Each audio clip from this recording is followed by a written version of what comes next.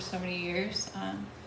We'll have this lecture. We'll also have time for question and answers. So if anything comes up to mind, that's helpful along your spiritual practice. I'm just really excited to experience this lecture. So we already gave a little bit of background.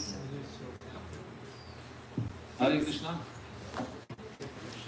Hare Krishna. Hare Krishna. Hare Krishna. Hare Krishna. Krishna Krishna. Krishna Krishna. Hare Hare. Hare Hare. Hare Rama. Hare Rama. Hare Rama. Hare Rama. Rama Rama. Rama Rama. Hare Hare Krishna to everyone, dear friends, dear everyone. Thank you for coming to this Thursday night program in Mantra House. And so we, how many of you came for the first time, by the way? Is anybody here for the first time? Too shy first timers. Okay, anyway, thank you for coming. Today we would like to present this small topic, which is whether does happiness exist or not. Is it okay? Is it applicable to everyone? Would you like to hear about this? Okay, so is there any happiness out there? Whether does happiness exist or not? It is actually fundamental basic needs of the soul, and it is the meaning of life to be happy, right? So we would like to start with a story from life of celebrity, from John Lennon. John Lennon is one of the Beatles, and once he has been asked by a journalist, so who you wanted to become in your life by profession? And he said, I want to be happy. So he said, probably you don't understand my question. He said, no, you don't understand the meaning of life. So the meaning of life is to be happy. And it is explained that we are pleasure-seeking being, we are Anandamaya Bisad. So we looking for happiness from the time immemorial. So we are inspired by this motivation in any activities in our life, in any hopes or aspirations, so we want to be happy. Right? But it seems a little bit paradoxical because we experience opposite problem. Right? So for example, if you go outside now and just do research, social poll, stop many people, maybe 1,000 people, 100 people, and ask them, what's the happiness actually? So as many people to that many opinions, right? Everyone has his own understanding of happiness. And it looks like it's subjective kind of matter. But actually everyone looking for that. That means it is absolute for everyone. So let's discover this topic by addressing or refer to authoritative source. We would like to know from the scriptures what actually happiness is, or does it exist or not. So we address to ancient yoga text, timeless wisdom of the Vedas, which is Bhagavad Gita as it is. So we have Bhagavad Gita here, so probably you are familiar with. Bhagavad Gita as it is considered to be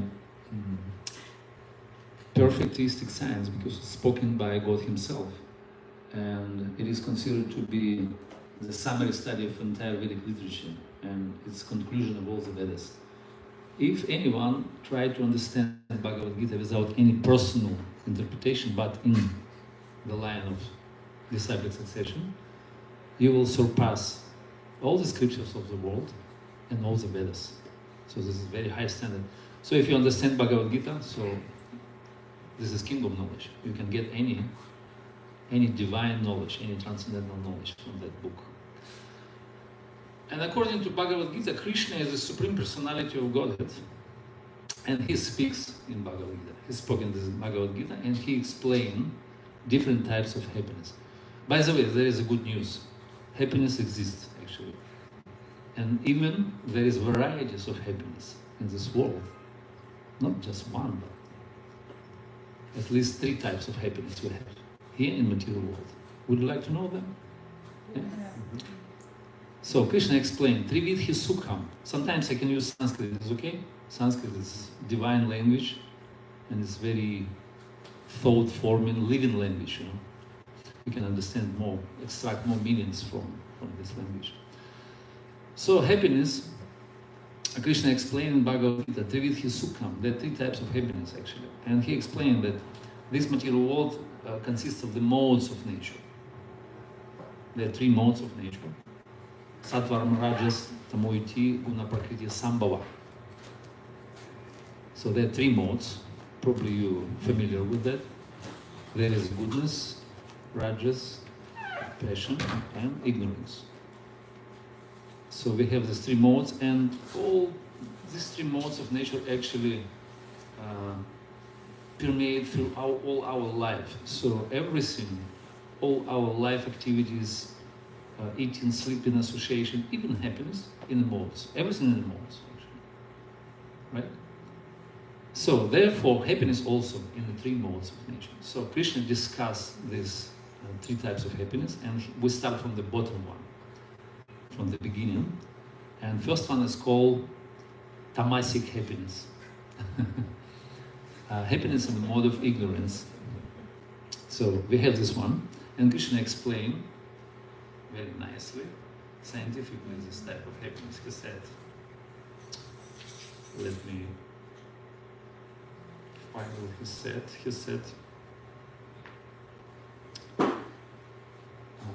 okay, so option 1, Krishna speaks in Bhagavad Gita. That happiness which is blind to self-realization, which is delusion from the beginning to the end, and which arises from the sleep, laziness, and illusion, is said to be of the nature of ignorance.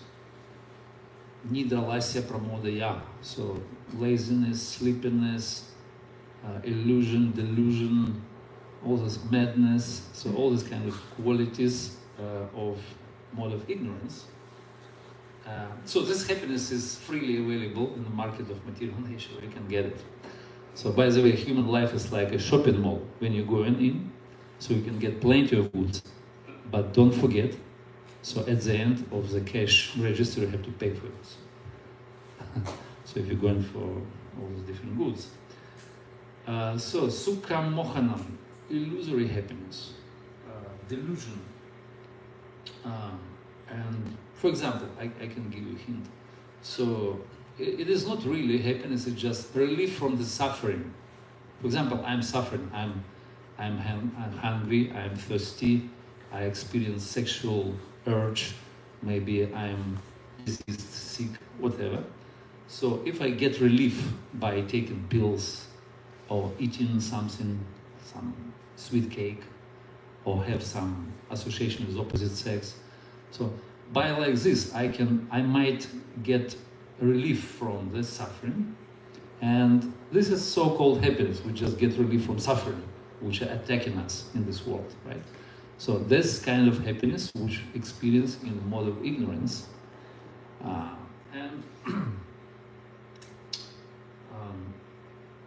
actually this is nature of tamas. Like we said, people experience depression, pain, dullness, I don't know, according to Google Maharaj, saying that 500 million people going fall into depression, 500 million people, 500 million people every day going into depression. So to get relief from this pain, mental agony, all these kind of things, so people try to escape or get relief. So they take in different stimulants to pacify the pain, like maybe drugs, sex, drugs, rock and roll, chocks, maybe chocolate, sweets, going to internet, virtual reality.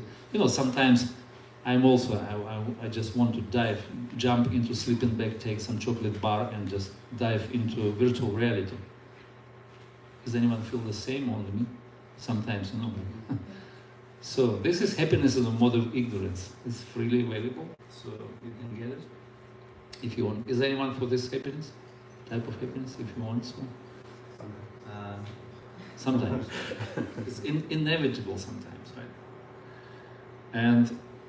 the internet is an opportunity for modern people to get very cheap, accessible happiness. Anyway, so this is a kind of quick fix, dopamine happiness. Quick fix, and we try to boost it up by using the internet, by using all these kind of stimulants. And it is deceptive, of course, and I'll give you an example of such happiness.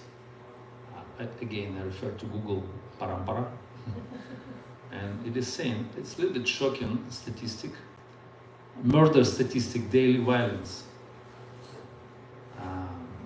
104 million chicken every day slaughtered, 200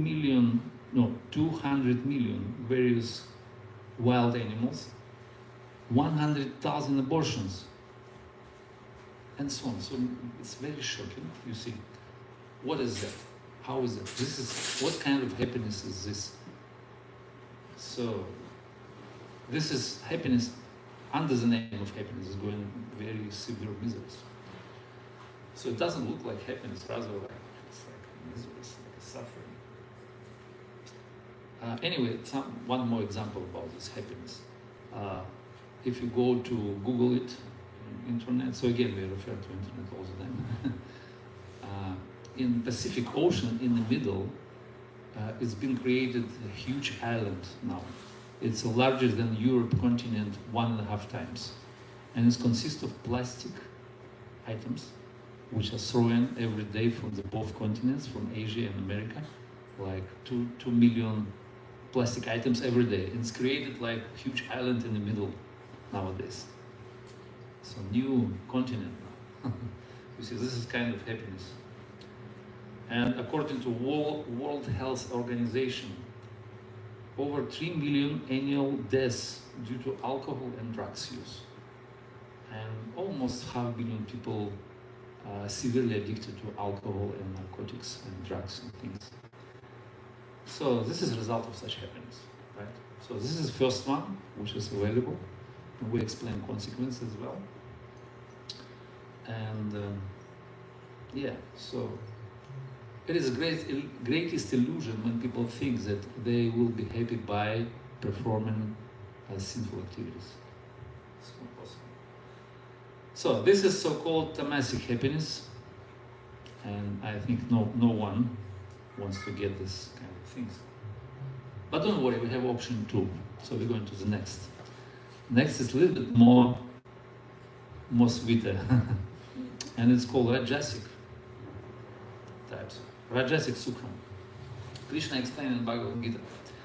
That happiness which is derived from the contact of the senses with the objects and which appears like a nectar at first, but poison at the end, is said to be of the nature of passion. So Sukham, Rajasikam, Smritam. So we have this type of happiness which is born of contact of our senses with the object of the senses. Sometimes sense objects are attractive, right? So we have so many objects, and especially opposite sex. So it's very pleasing to our senses. We have our knowledge acquiring senses, working senses, so we naturally attracted to external things. And at the beginning it's like very intense, it's like very sensual storm, that you experience so dynamic happiness by associating with the object of the senses. At the beginning it's like a nectar, but then this is poison at the end. So the essence of that happiness is the poison. I'll give you an example. You don't believe me? Do you agree? It's a little bit subtle, but we can... my favorite example about ice cream. So ice cream, everyone likes it, right? So you just think, I can give you ice cream only for $5. Maybe it's a little bit expensive, 5? I don't know. So, but we have a variety of different ice creams. So whatever you like, whatever feeling you like, some strawberry or flavor with little nuts and cream and things and chocolate and everything there. So most, pleasing to your senses. So we give you $5. You can get it, right? It's good. Especially when it's hot outside and you're thirsty. You want to get it. So you eat first. First is very good, right? So your senses are sharp, you experience taste, rasa, mellows, everything is there. It's intense, dynamic. Then second one. So we're going for second one, and we give you discount. I don't know, $2 for one. But condition you eat now. Right? We don't keep for the next time. So you eat this. Maybe it's not really good like first one, but still it's okay because it's thirsty. You're thirsty. It's hot outside. You know, Los Angeles weather sometimes very hot. Then we'll give you third one, but you don't take it, right? It's too much. But we give you for free. It's a good deal, right? You're gonna get it. You're gonna get it, so you eat it. But it's not really good, and you're not thirsty already, but you still eat it because it's for free, it's a good deal. I have to take it, because condition is that you have to eat it now. So you finish it, and then number 4. So you don't want to look at it, but we'll pay you $50. But condition that you have to eat now, right? Yeah, it's first one you got for $5, now I pay you $50. So you're gonna get it and eat. And then what you're gonna experience after that, finally? You're gonna get diarrhea, nausea, disgust, and so on and so forth, right? So you're finished. So this is material happiness. So it goes through the stages. First one is attraction, then enjoyment, then saturation, and then disgusting. So this is material happiness. See, this is first, it's like a nectar, and then it's poison. Then, you agree now? This is with everything, not with ice cream. Ice cream is like most vivid example, but you can experience it with everything. Relationships, inert objects, people, objects, whatever you have in this world. Family, society, love, friendship. You can get like this. You can go through the stages. So this is called rajasic happiness. And maybe we can say a couple of words about most intense type of happiness, which is attraction to the opposite sex. It's called Maithunya Bhava, natural attraction between man and woman. And it's called Maithunya Bhava, or intense heart, not in the heart. So, like young man, young boy, young girl, they meet each other and they completely fascinated with each other. They experience intense attraction, and all senses are going to this young lady, and it's like samadhi, it's like trance, you're fully absorbed. But then, after a while, in the course of time, so you're gonna get bored, and like saying goes, one step from love to hatred, right? It's in the Russian language, I don't know if you heard this in English.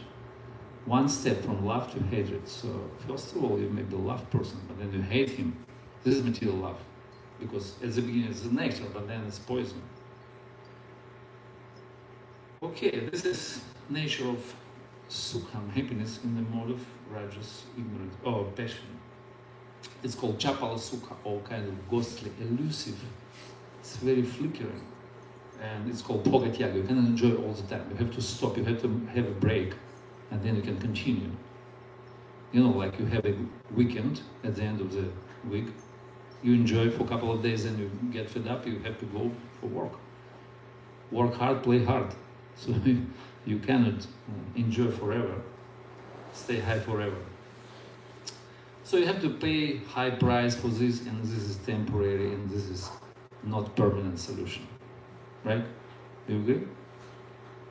Mode of sukham rajasikam, smritam. Is anyone for this happiness?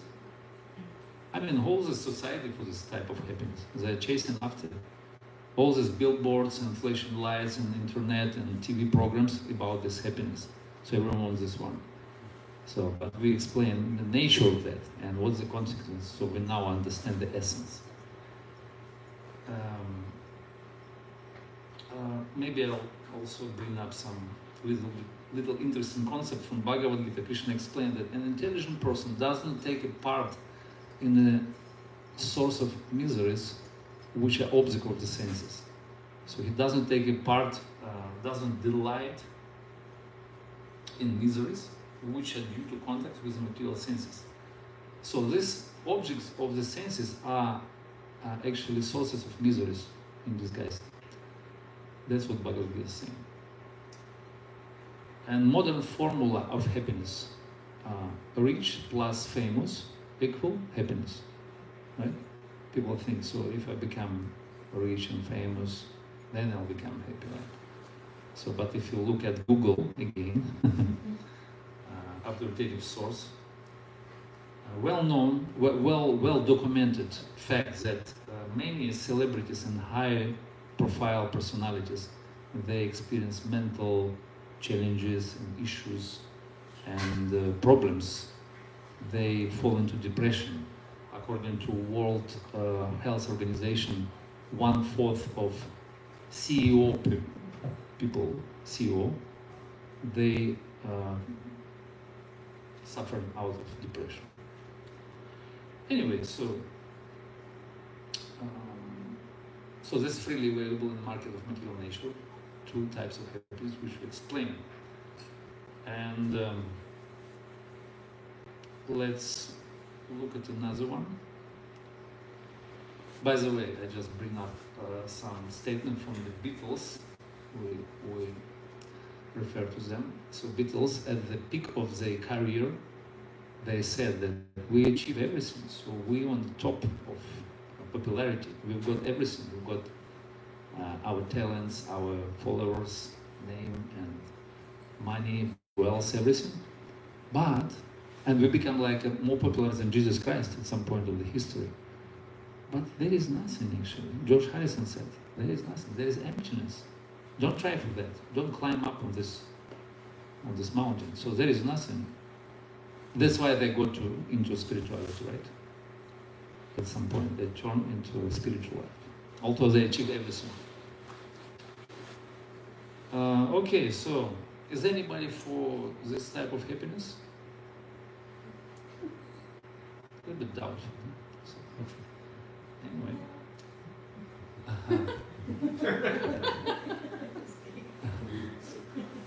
I mean, don't worry, we have alternative. Don't rush, so we will give you more. And next one is option 3, which is Krishna explained. In the beginning, maybe just like poison, you see, but at the end, it's just like a nectar, and which is awakens one to self-realization, said to be the happiness of mode of goodness. So Sukham Satvikam Proktam. This is happiness in the mode of goodness. It's very pleasurable happiness, but at the beginning it's like a poison. So when you naturally enjoying like simple things like good weather, fresh air, nice conversation with the good people, some smile, kind words, organic food, a little bit physical exercise, you become happy naturally. So there is not any extra endeavors. So this is happiness, is mode of goodness. And it is naturally come from the soul. Atma Buddham Prasadam Jam.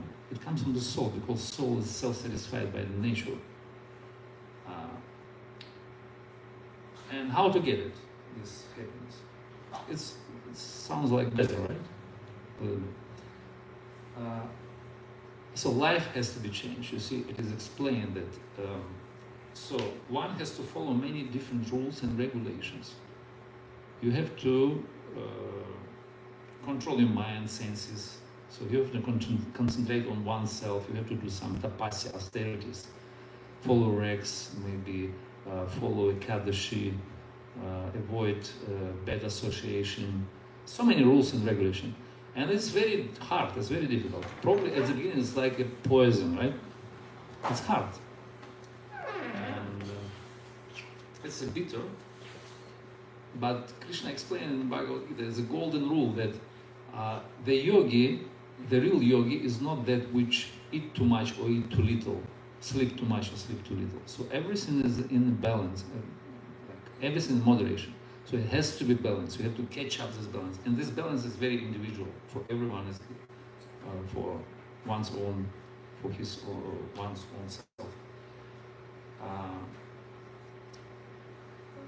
In a mode of goodness, there is a happiness, there is sense gratification, but it has to be really balanced. Like, for example, if you take it too much, so you overdose it and it's spoiled. Like you put salt in the food, if you put it too much, finished, you cannot eat. But if you don't put anything, so it's also dry and tasteless. So you need some little taste, you know. That's why in mode of goodness you have to put a little bit sense gratification, but it's a very balanced way. Otherwise you just go astray. So pleasure is the spice of life. Rasa. And like saying goes, pleasure is the happiness of a madman, but happiness is the pleasure of a sage. So sounds promising, encouraging, right? But at the beginning you have to go through the tapasya, through the austerities. You have to control your mind, you have to avoid many things. So it's tough, sometimes it's very tough. And probably you have this experience, every one of you. And maybe it's boring, daily routine and so on and so forth. Is that what we want really? To control your senses, to fight with mind all the time, you know, to have this inner conflict. My senses are driving me to the sense object, but I have to stop it. And is it that what we really want? How do you think? I mean, it's the most effective type of happiness, but still, it's not real that we want to enjoy, because we pleasure-seeking, we want to be happy. So it's like this happiness, real happiness, like a drop of water in a desert. In a desert, there is no water at all. I mean, some drop of. So we need some ocean. And sometimes holy scriptures illustrate vivid picture, like stranger, he crossing over the desert, and he goes, and he's thirsty, he tired, and he sees at the horizon, he sees like crystal clear water, some waterfall, and he think, oh, I'm gonna be happy now, and he just runs after, he lose all his energy, he tripped up and he fall down, and he got full mouth of scorching sand, and he fall dead. So this is material life. So we chasing after mirages, we chasing after shadow of happiness, but actually there is no happiness. I mean, a little bit shocking news for you. So in material world, there are three types of happiness, but they're illusory, they're deceptive, elusive. So you have to be careful. You have to know the consequence and what you're gonna get if you try to enjoy such a happiness. So shocking news: no happiness in material world. Three types of happiness are both, all of them, they're illusory. Maybe this one, mode of goodness, we can discuss it more.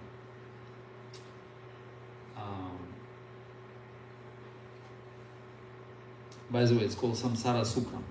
Samsara means circle of repeated birth and death. So this is sukham, happiness, in a circle of repeated birth and death. But actually it's like repetition of same things. So we chewing the chewed. Same things all the time. But don't worry, there is a hope. So we have an alternative. Because goodness awakens to the self-realization, it is saying. And it is explained. Sattvam Brahma Yad Darshanam. So next door to Sattva is the transcendence, is another level.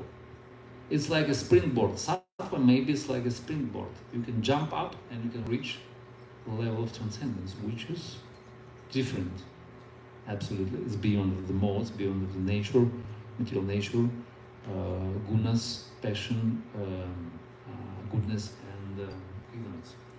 And Srimad Bhagavatam, another holy scripture, explained Tapo divyam putrakena satvam shuthen yat yasmat brahma sukhim tu anantam. So there is another type of happiness which is Brahma sukhim. It's called Brahma means spiritual. So number 4, but it's beyond the material world. So you see, it's not available in the market of material nature. So you have to rise up yourself, rise above the modes of nature. And it is explained, one who has been awarded with human form should not work hard day and night, simply for sense gratification, which is available even for dogs and hogs that eat stool. Sorry, it's like a little bit strong words. So one must undergo austerity. That means at the beginning it's like poison, but in the end it's called Brahma Saukhya. So what's this Brahma Saukhya? Number 4 option. Brahma Bhuta Prasanatmana Shochatina Kangshanti Samak Sarvesha Buddhishuna Bhakti Lopate Param. So Krishna explained that the person who attains this level, he's always happy. He never laments, he never what is called, never looking for anything else. He equally disposed to everyone. He always happy. Brahma Bhuta Prasanatma, happiness. Atma Bhuta Prasadam Jam, he always happy in his heart because he derived happiness from his own Atma, soul. Would you like this one? Huh? Not bad, but you have to work.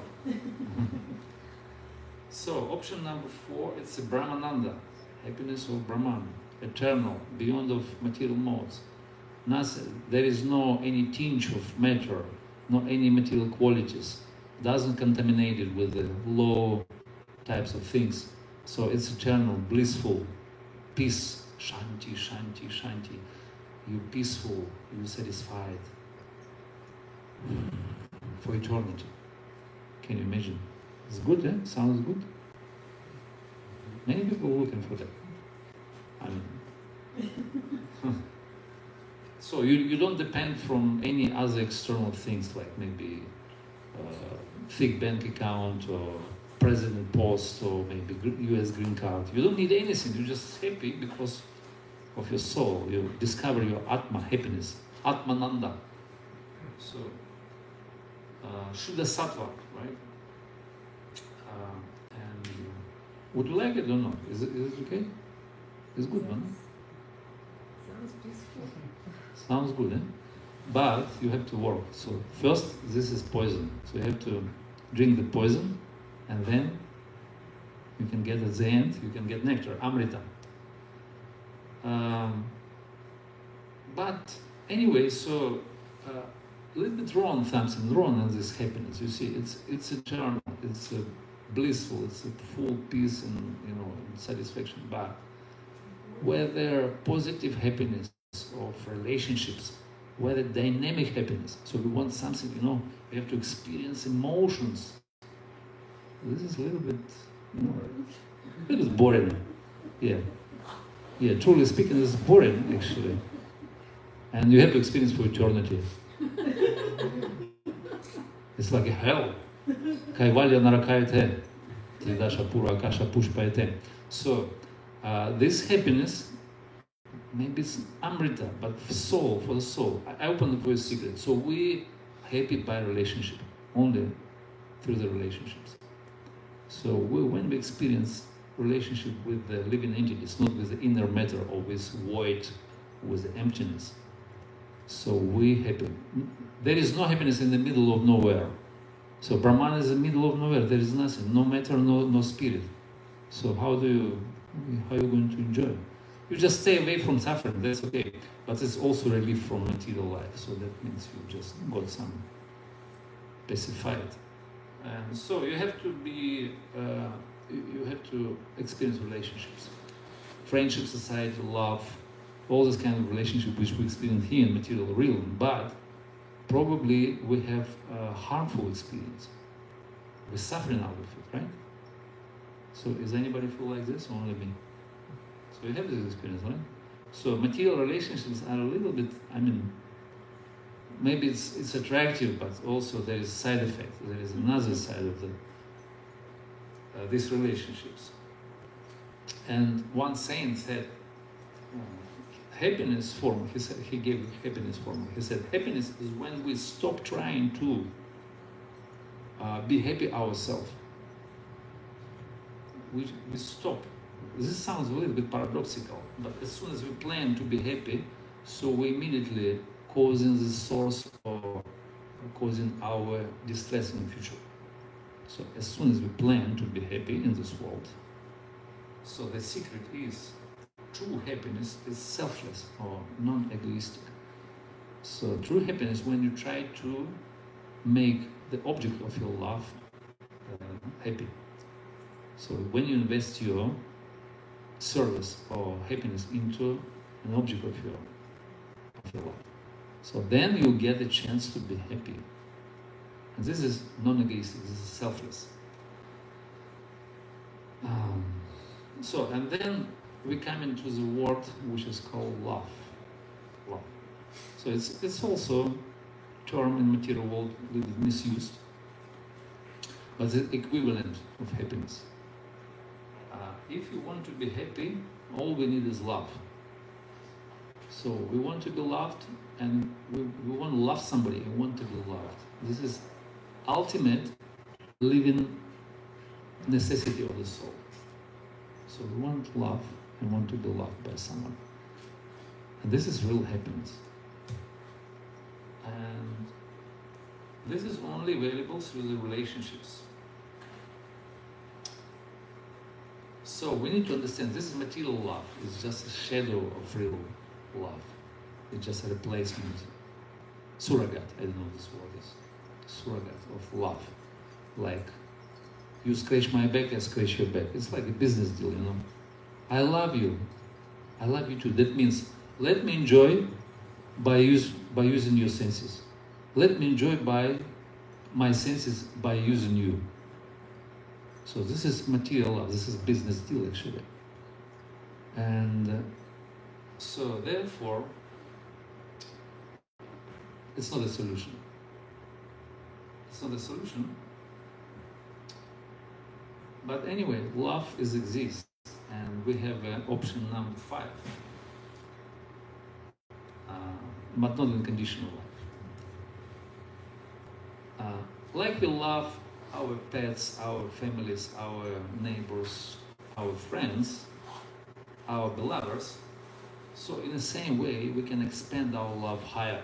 We can expand it higher to the supreme source of happiness, supreme source of love, who is Krishna. So Krishna, he is a source of unlimited happiness. He is a source of rasa, embodiment of rasa. He is a reservoir of all pleasure. He's an all-attractive person. So he is the topmost expansion of our love. If we expand our love up to Krishna, and we try to develop a relationship with him, so there is another type of love. And this is option number 5, which is called Bhakti Sukham. And Bhakti Sukham means love of devotional service, or happiness of devotional service. Selfless, loving, devotional service. When we serve to the source of all happiness, so then we can get unlimited ocean of happiness, actually, because we connected to the source of all happiness, source of all mellows, and this is called Bhakti Rasamrita Sindhu. This is unlimited ocean of sweet mellows of devotional service, which is Bhakti. And this is happiness of Brahman, which is Brahman Sukham. It's just a small drop from that ocean, or happiness which is consistent in the footprint of the calf in comparison with this huge ocean of Bhakti, which is the ocean of sweet, transcendental mellows, loving mellows of devotional service. So we can get from Krishna, who is the source of all these different rasas and mellows, everything. We can develop a relationship like with the son, or with a friend, with a lover. So all these kind of things, friendship, society, love, everything like we have here, but with a perfect person. So Krishna is a source of love. All we need is love, Krishna. So Krishna is a source of unlimited happiness. And when we try to render our service to Krishna, everyone is happy and everyone is satisfied, entire universe. So this is true type of happiness, and it's called Bhakti Sukham. And this is our real purpose of life, to get connection to the source of happiness, which is Krishna. And this is real happiness. This is not like kind of illusory, temporary happiness. So we're meant for this happiness. We're meant for develop relationship with Krishna. So our ultimate goal of life is to come back to Krishna and to be with Krishna, to live with Krishna, to play with Krishna, to eat with Krishna, and to dance with Krishna. This is all these different spiritual ananda or bliss variegatedness, spiritual variegatedness in spiritual world. So we can experience this, all these kind of things. So therefore, this is eternal happiness. That's what we're looking for, and everyone is looking for that. But it's not available here in the material world. But we can realize it. This kind of happiness is this material, in this human form of life, and we can conclude that true happiness is possible. It is exists, but only in Krishna consciousness. That's it. So only happiness is possible in Krishna consciousness. So let's take it seriously. Let's realize it. Let's invest our efforts to develop this relationship with Krishna and awaken our eternal dormant love, which is in our heart. All we need is love. Hare Krishna. Hare Krishna. Thank you very much. Are you convinced? Only happiness is possible only in Krishna consciousness. Is it okay? You agree? Yes. Are there any questions would you like to ask? How we can learn to love Krishna if we don't know how to love in material world? We don't know how to love the material world.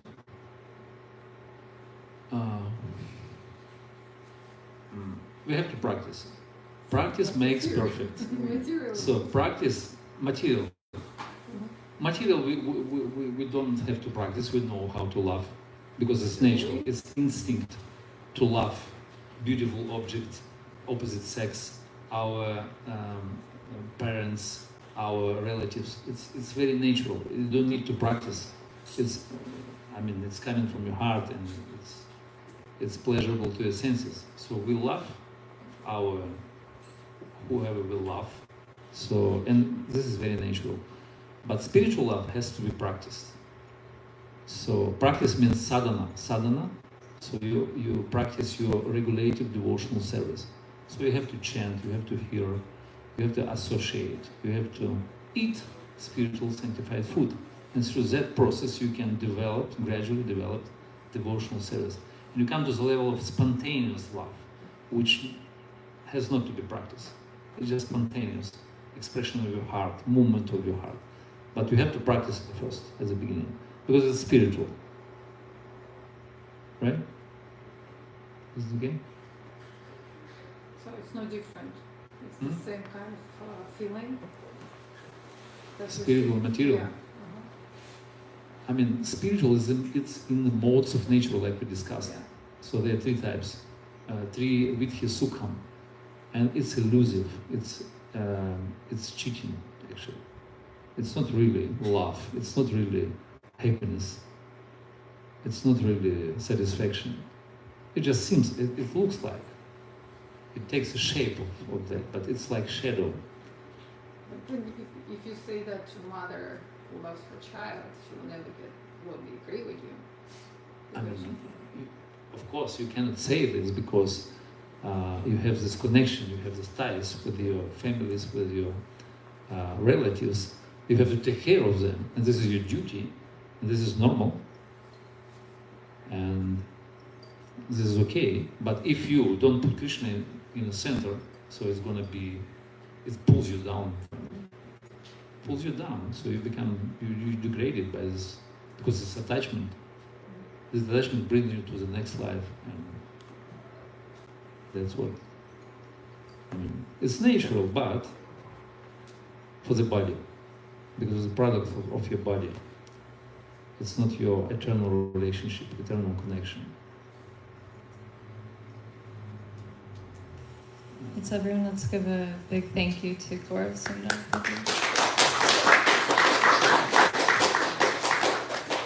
Thank you so much for this talk. It's raised many questions and answered many questions. And we will transition to the mantra meditation. Prabhu is going to lead it. So first, let's get up, have a stretch, take a little break.